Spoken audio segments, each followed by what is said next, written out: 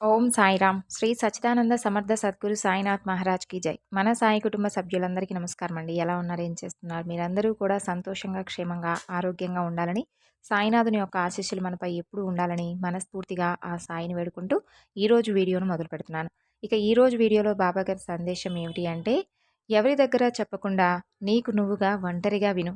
ఇది వినే సమయంలో నా విభూదిని ధరించి నేను చెప్పే మాటలను జాగ్రత్తగా ఆలకించు అని అంటున్నారు. మరి ఈ సందేశంలో ఉన్న అర్థం ఏమిటో తప్పకుండా తెలుసుకుందాం. అంతకన్నా ముందు మన ఛానల్ను కనుక ఎవరైనా కొత్తగా ఫాలో అవుతున్నట్లయితే ఛానల్ను సబ్స్క్రైబ్ చేసుకోండి. వీడియో కనుక నచ్చినట్లయితే లైక్ చేసి సపోర్ట్ చేయండి ఫ్రెండ్స్. ఇక బాబాగారి సందేశం గురించి తెలుసుకుందాం. అంతులేనటువంటి ఒక మంచి శుభవార్తతో నీ సాయిని వచ్చాను. కాబట్టి ఇప్పుడు నేను నీకు చెప్పబోయే విషయాలన్నీ కూడా నీకు నువ్వుగా ఒంటరిగా విని నీ మనసును ప్రశాంతంగా ఉంచుకో.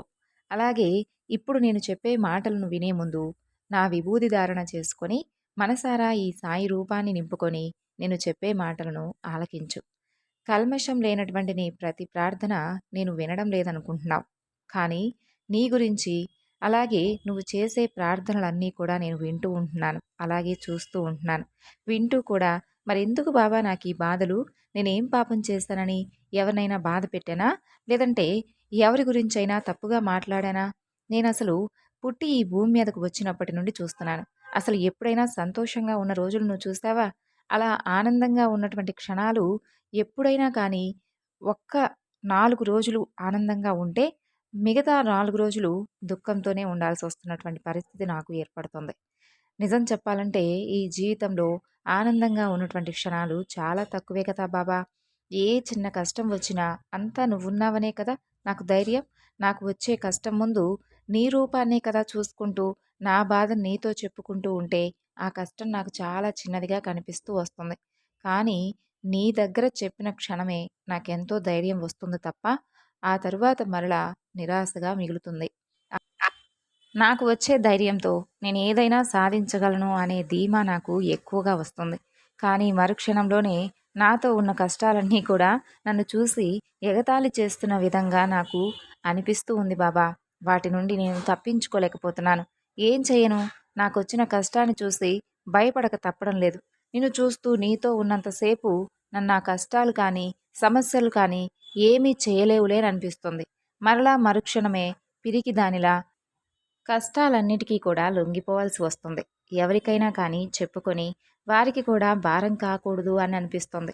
ఆత్మీయుల దగ్గర చెబితే వారి ముందు ఇంకా దీనమైన పరిస్థితి ఎదుర్కోవాల్సి వస్తుందని భయంగా ఉంది. వారిలో నా కష్టాన్ని చూసి జాలిపడేవారుంటే నన్ను చూసి నవ్వుకునేవారు కూడా చాలామందే ఉన్నారు బాబా. అలాంటి వారి ముందు నేను ఇవన్నీ చెబితే చిన్నచూపుగా మారి వారికి నాకు నేనుగా అవకాశాన్ని స్వయంగా నా చేతుల మీదుగా వారికి ఇచ్చినట్లు అవుతుంది కదా. ఎన్నో నిద్రలేని రాత్రులు, అలాగే కనీసం కడుపు నిండా ఆహారమైనా తినలేకపోతున్నటువంటి రోజులు గడుపుతున్నాను. ఏ జన్మలో ఎవరికైనా కానీ తెలిసి కానీ తెలియక కానీ ఏదైనా వారి యందు నేను తప్పు చేసుంటే అది నాకు తెలియదు కదా. కాబట్టి నువ్వే ఎలాగైనా ఆ తప్పును సరిదిద్దు. సర్వము నువ్వే అని నమ్మినటువంటి నాకు నువ్వు కూడా రాను రాను నాకు ఎదురయ్యే పరిస్థితుల ప్రభావం వలన నిన్ను కూడా నేను దూరం చేసుకుంటానేమోనని భయంగా ఉంది. నాకు కోరిక పట్ల ఏమీ వ్యామోహం లేదు. ఎక్కువగా సంపాదించి మేడలు కట్టాలనే ఆలోచనను కూడా లేదు. నా మనసులో ఉన్న మాట ఒక్కటే, నా వల్ల ఎవరి మనసు కూడా బాధపడకూడదు. నేనెవరికీ భారం కాకూడదు. నా కష్టానికి తగిన విలువ, దానికొచ్చే ధనం చాలు. నాది చాలా చిన్న కుటుంబం కదా. ఉన్న దాంట్లో సంతోషంగా ఉంటూ తృప్తిగా ఉన్నన్ని రోజులు సంతోషంగా గడపాలనేదే నా కోరిక. నా బిడ్డలను ఉన్నతమైనటువంటి స్థితిలో చూడాలనేదే నాకు ముందున్నటువంటి గొప్ప లక్ష్యం. వారి కోసమే కదా ఎన్ని కష్టాలనైనా ఇష్టంగా ప్రతిదీ చేసుకుంటూ వస్తున్నాను. అన్నీ సర్దుకుపోతూ వస్తున్నాను. కష్టం అంటూ ఎలా ఉంటుందనేది వారికి అసలు అర్థమయ్యేలా అన్ని విధాలుగా తెలియజేస్తూ వస్తున్నాను. నాకు, నా భార్యకు వారిని చూసుకుంటూ, వారి అల్లరిని చూస్తూ ఉంటే మా కష్టాలను మేము మర్చిపోతున్నాం తండ్రి. ఈ చిన్న చిరుపేదవాడికి ఒకే ఒక్క ఆశ, నాకంటూ సొంతంగా ఒకరిపై ఆధారపడకుండా ఏదైనా కానీ స్థిరంగా ఉండే ఉద్యోగమైనా లేదా నేను చేయతగినటువంటి పనైనా నాకంటూ ఒక దారి చూపివు. ఇప్పటి వరకు నీ దయ వలన మాకు తిండికి కానీ బట్టకు కానీ ఎలాంటి లోటు లేదు. మీరన్నది అక్షర సత్యం. నా భక్తులకు అన్న వస్త్రాలకు ఎలాంటి లోటు రానివ్వనన్నారు కదా. మీరు చెప్పినట్లే మాలాంటి మధ్యతరగతి కుటుంబాలను మీ యొక్క అనుగ్రహంతోనే మేము సంతోషంగా ఉండేలా చూసుకుంటున్నారు. కొన్ని రోజులైనా కానీ ఇప్పుడు దాకా సంతోషంగా ఉన్నావంటే అది మీ దయే. బాబా, పిల్లలు పెద్దవాళ్ళు అవుతున్నారు. వారికి తిండి సరిగ్గా లేకపోయినా మంచి విద్యనైనా వారికి అందివ్వాలనుకుంటున్నాను. ఈ పేద తండ్రి వారికి ఆస్తులు ఇవ్వలేకపోయినా వారికి మంచి ఉన్నతమైనటువంటి క్రమశిక్షణ, విద్యను బహుమానంగా ఇవ్వాలని నేను ఎన్నో కలలు కంటున్నాను. అందుకోసం నేను నిరంతరం కష్టపడుతూనే ఉంటున్నా. కానీ మాకు నిత్యావసరాలకు మాత్రమే నేను కష్టపడింది సరిపోతుంది. నా శరీరంలో ఓపిక ఉంది, సంపాదించే తెలివితేటలున్నాయి. కానీ అవన్నీ కూడా నేను అనుకుంటే సరిపోతుందా? సరిపోదు గదా! అందుకు తమరి అనుగ్రహం, తమరి సహకారం కూడా తోడవ్వాలి కదా తండ్రి! అప్పుడే కదా నేను అనుకుంటున్నది తప్పకుండా సాధిస్తాను. అలాగే వారికి కూడా అందిస్తాను. చూడు భక్తా, నీ కష్టం అంతా వృధా కాదు. నిజమే, మధ్యతరగతి వారి కష్టాలు మాటల్లో చెప్పలేనివి. నువ్వు నీ భార్య ఎన్ని రోజులు నిద్రలేని రాత్రులు గడిపారో, నీ బిడ్డల భవిష్యత్ కోసం మీరెంత కష్టపడుతున్నారో నువ్వెవరికి చెప్పుకోలేక నీలో నువ్వే ఒంటరిగా ఎలా కుమిలిపోతున్నావో నేనన్నీ గమనిస్తూ ఉంటున్నాను. అందుకే కదా ఈ సాయి మాటలను నీకు నువ్వుగా ఒంటరిగా వినని చెబుతున్నాను. ఇప్పటి నుండి వారికి కష్టం విలువ వారికంతా కూడా అర్థమయ్యే విధంగా అన్ని విధాలుగా తెలియజేస్తూ చాలా మంచి పని చేస్తున్నావు.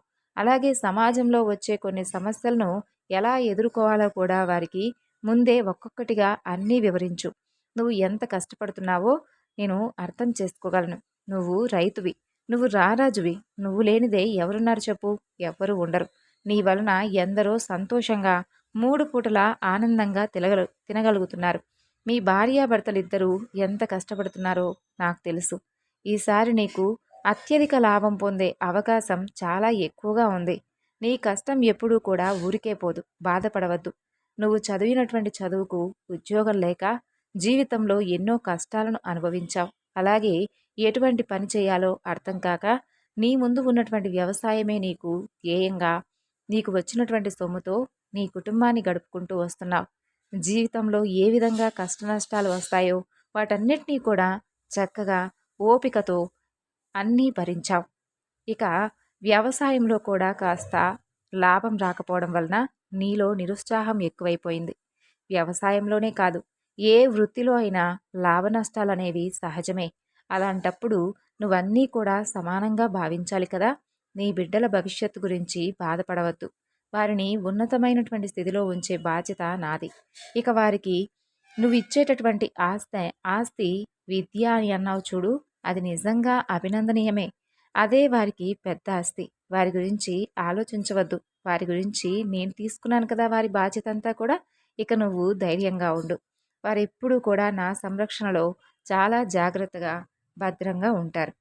అలాగే వారికి కావలసినవన్నీ కూడా నేను ముందే ఏర్పాటు చేసి ఉంచాను. ఇక నుండి నువ్వు మనసులో ఎక్కువగా ఆలోచిస్తూ ఉండవద్దు. ముందు నువ్వు ఆరోగ్యంగా ఉంటేనే కదా వారు కూడా నిర్భయంగా ఉండగలుగుతారు.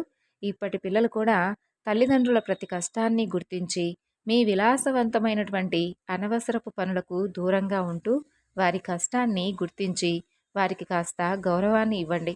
వారు ఎవరి కోసం అంత కష్టపడుతున్నారో తెలుసుకొని జీవితంలో మీకు ఏది ముఖ్యమో తెలుసుకొని వారికి ముందు ముందు రోజుల్లో ఎలాంటి కష్టము రాకుండా చూసుకునేటటువంటి బాధ్యత మనదే కదా. నేను అన్ని జీవులను సమానంగా చూసుకుంటాను. ఎవరూ కూడా నాకు ఎక్కువ తక్కువ కాదు. ఇక నువ్వు అడిగావు కదా, నేను చేస్తున్నటువంటి పనిలో లాభం కానీ లేదంటే నాకు తగినటువంటి ఉద్యోగం కానీ లేదా నాకు చేయదగినటువంటి పని కానీ చూపించు బాబా అని. తప్పకుండా ఇప్పుడైతే నీకు ఇక మరలా నువ్వు చదువుకున్నటువంటి చదువుకు ఉద్యోగం కావాలి అని ఇంతగా ప్రాధేయపడి మరీ అడుగుతున్నావు కాబట్టి నీ చదువుకు తగినటువంటి ఉద్యోగం కాకపోయినా నువ్వు చేయదగినటువంటి పనిలో నీకు గొప్ప విజయం వచ్చేలా ఈ సాయి నిన్ను అనుగ్రహించబోతున్నాడు. నీ కుటుంబంతో పాటు ఇన్ని రోజులు నువ్వు ఎన్ని కష్టాలనైతే చూసావో వాటన్నిటినీ కూడా తొలగించి ఆ కష్టానికి తగినటువంటి ప్రతిఫలాన్ని నీ ముందుకు తీసుకురాబోతున్నాను. తద్వారా నువ్వు నీ కుటుంబం ఆనందంగా సంతోషంగా గడుపుతారు. మంచి లాభదాయకమైనటువంటి ఆదాయంతో నువ్వు మునుపటి కంటే కూడా ఎక్కువ ఆనందంగా గడుపుతావు. నిన్నెవరైతే బాధ పెట్టారో, ఎవరైతే నిన్ను తొక్కివేయాలనుకున్నారో వారందరికీ కూడా మంచి సమాధానం చెప్పబోతున్నావు. ఇదంతా కూడా నీ సాయి అనుగ్రహమేనని ఎప్పుడూ కూడా గుర్తుంచుకొని జాగ్రత్తగా నీ జీవితాన్ని ఆనందమయం చేసుకోమని ఈ సాయి నీకు చెబుతున్నాడు. మరి ఈరోజు బాబాగారి సందేశం మీ అందరికీ కూడా నచ్చింది అనుకుంటున్నానండి. నచ్చితే తప్పకుండా మరికొంతమందికి షేర్ చేయండి. మరొక చక్కని బాబాగారి సందేశంతో మరలా కలుసుకుందాం. అంతవరకు నమస్కారం. ఓం సాయిరాం. సర్వేజన సుఖినో భవంతు.